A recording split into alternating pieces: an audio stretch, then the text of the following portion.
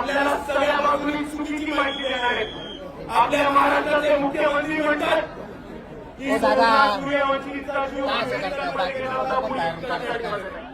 खोटा बोलतायत ते। सोमनाथ सूर्यवंशीचा जीव हा पोलिसांच्या मारहाणीमध्ये पोलीस कस्टडीमध्ये गेला होता। त्याचबरोबर राहुल गांधी काँग्रेसचे म्हणतात की सोमनाथ सूर्यवंशी दलित होते। मित्रांनो समजून घ्या, ते म्हणतात सोमनाथ सूर्यवंशी दलित होते।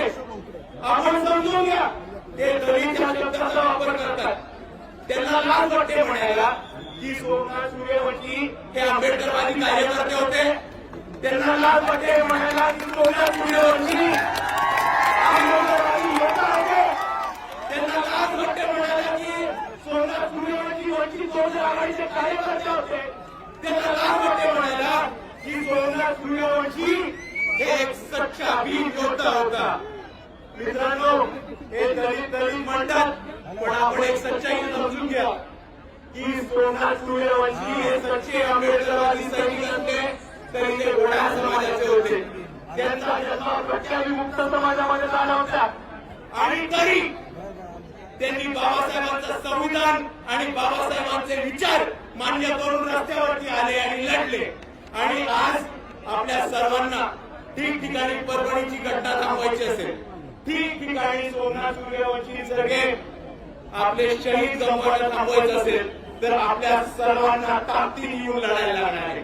सांगा, आपण लढणार की नाही? आपण थांबणार? थांबायचं आता? सगळ्यांनी हात बरोबर करून सांगा, या लढाईमध्ये कोण कोण आहे?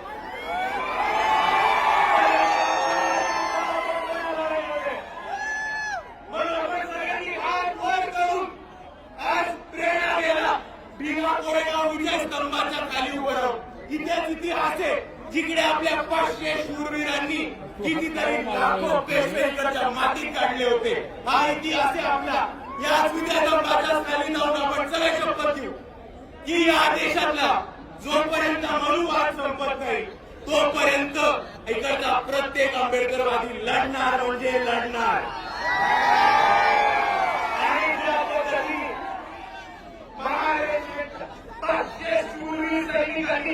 इकडची पेशवाई बाकी झाली होती, त्याच पद्धतीने इकडचा प्रत्येक आंबेडकरवादी जोपर्यंत इकडचा मनुवाद आणि इकडची पेशवाई जमिनीमध्ये नाही काढत तोपर्यंत आपण थांबणार नाही म्हणजे जय भीम, जय संविधान, जय जय जय जय जय भीम, डॉक्टर बाबासाहेब आंबेडकरांचा,